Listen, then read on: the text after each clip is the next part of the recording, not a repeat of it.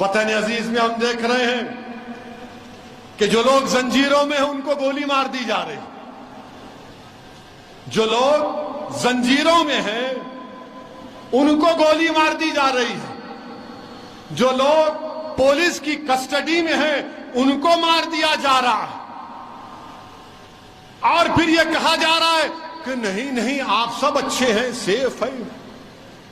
America जाकर बोला जाता है, यह पैगाम दिया जाता है, you are good and happy, yes we are good and happy, मगर आपसे खुश नहीं है जो हुक्मरान है। अरे हथकड़ियों में है, जंजीरों में है और गोली मार रहे हैं। हम पूछना चाहते हैं हुक्मरानों से, दिल्ली के नकली बादशाह से पूछना चाहते हैं, बताओ ये क्या हो रहा है।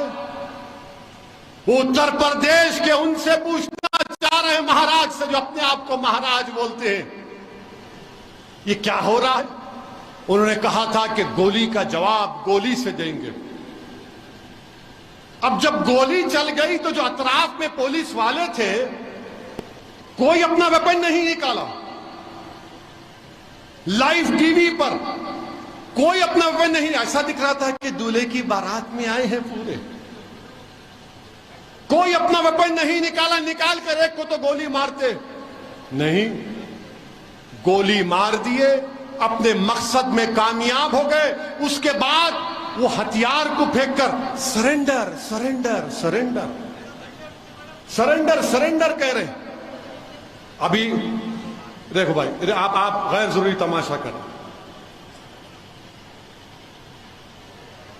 सरेंडर सरेंडर कर रहे हैं। हम ये पूछना चाह रहे हैं, वो जो तफंचा, जो रिवॉल्वर इस्तेमाल हुई, ज़ेगना एफ, वो कितने की बंदूक है मालूम आपको? वेपन एक 8 लाख रुपए की है। कितने की है? 8 लाख। 2 हो गए तो 16 लाख। अच्छा, 16 लाख में इनके घर को मीडिया के लोग गए। एक तो बेचारे झोपड़ी में रहती है उसकी अम्मा, एक तो एक कमरे में रहती है। अब इनके लिए हराम की दौलत कहां से आई? फिर ये 16 लाख की वेपन कहां से आया? ये गोलियां कहां से आई? मैं प्रेस कॉन्फ्रेंस करके 12 घंटे में बोला था कि ये काम करने वाले प्रोफेशनल हैं।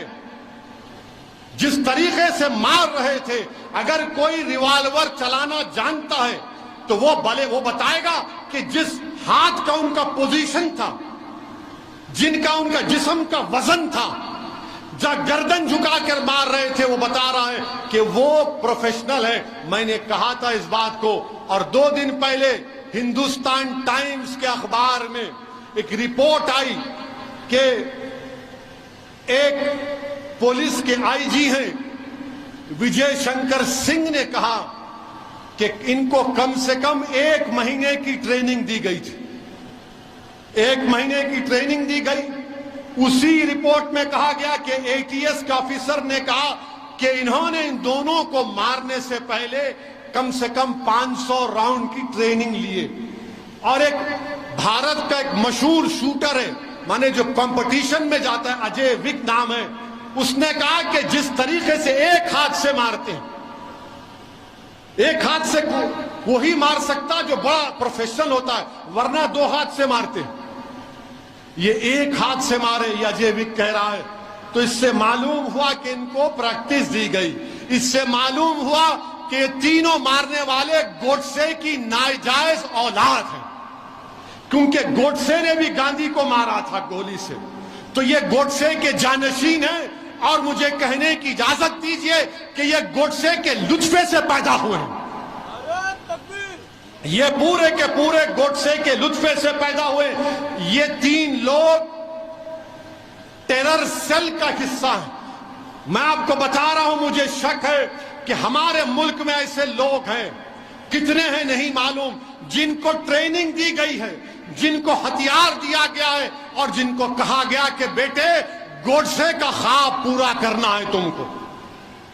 जब मुझ पर गोली चलाई गई, इसी तरह के जेएसआर के नारे लगा रहे थे, 6 फीट से गोली चला रहे थे, वीडियो देखो आप, उनका हाथ ऐसी है, हाथ और उनका कलाई एक ही है। नारे लगा रहे थे तो अल्लाह का करम था कि अल्लाह ने मुझे बचा दिया, मुझे और यामीन खां को। ये अल्लाह का करम है कि अल्लाह ने साबिका मेयर माजिद के दिल में अल्लाह ने उस वक्त वो बहादुरी डाली, वो कूद कर उनके तरफ भागा। और फिर वो लोग क्या किए, क्यों तुमने ओवैसी की पर गोली चलाई? तो क्या बोले मालूम आपको? हम मशहूर होना चाहते थे। क्या बात,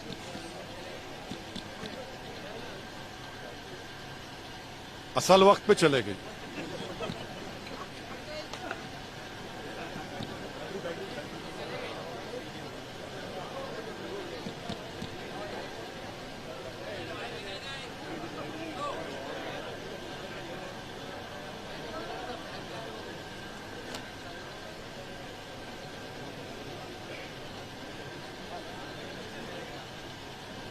ये पंखे चल रहे हैं।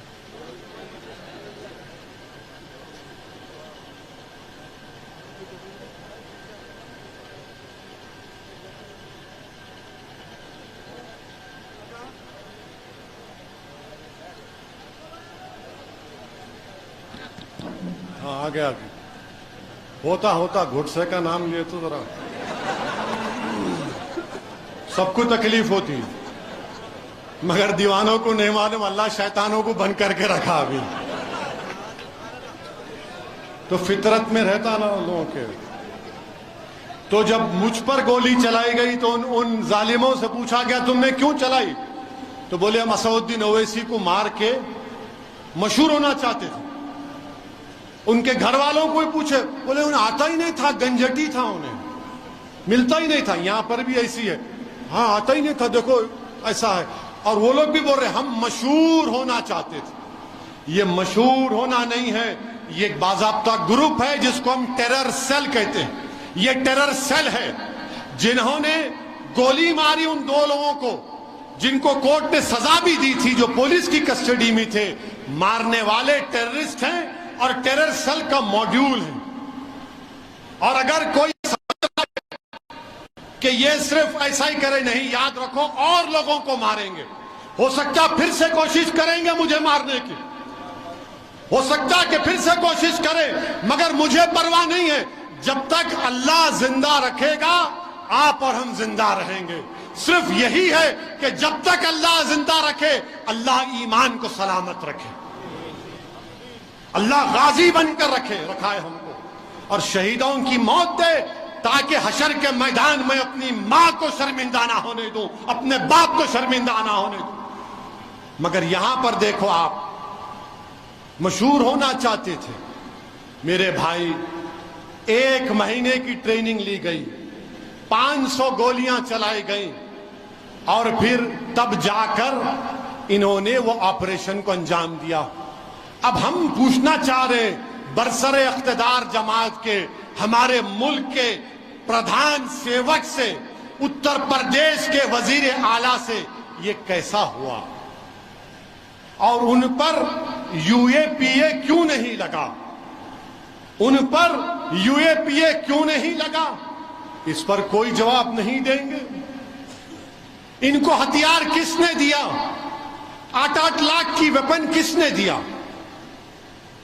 आप खुद कह रहे हैं ना, ये तो चिंदी चोर जो बोलते हम लोग। इनके पास घर में इनके छत नहीं है, 8 लाख का वेपन कौन दिया? बोलो, नहीं बोलेंगे। अच्छा, फिर उत्तर प्रदेश के चीफ मिनिस्टर से हम पूछ रहे हैं, आपको खत मिल गया होगा जिसमें एक मरने वाले ने लिख कर दिया कि मैं उत्तर प्रदेश के मुख्यमंत्री को और सुप्रीम कोर्ट के सीजीआई को खत भिजा दूंगा अगर मैं मर जाऊंगा। तो कौन वो आदमी है जो मेरी मौत का सबब बना? आप बताओ। खत तो आपको पहुंच गया होगा, कौन लिया ये जान इन लोगों की? कौन लिया इनकी जान? बताओ। ये टेररिस्ट हैं, याद रखो आप। ये रेडिकलाइज हो चुके हैं, ये गोडसे के नक्शे कदम पर चल रहे हैं।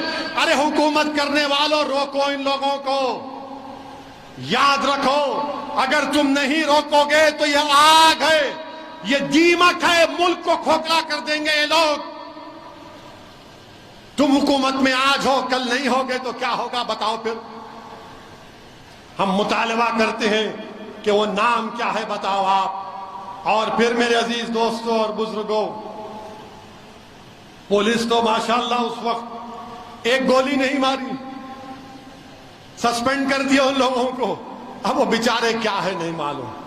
और फिर आप देखते हैं कि जुनैद नसीर को मारा गया। मुझे यकीन है कि जुनैद नसीर की रूहें भी पुकार कर हमसे कह रही हैं कि हमको नाहक मारा गया, हमको इसलिए मारा गया क्योंकि हम मुसलमान थे।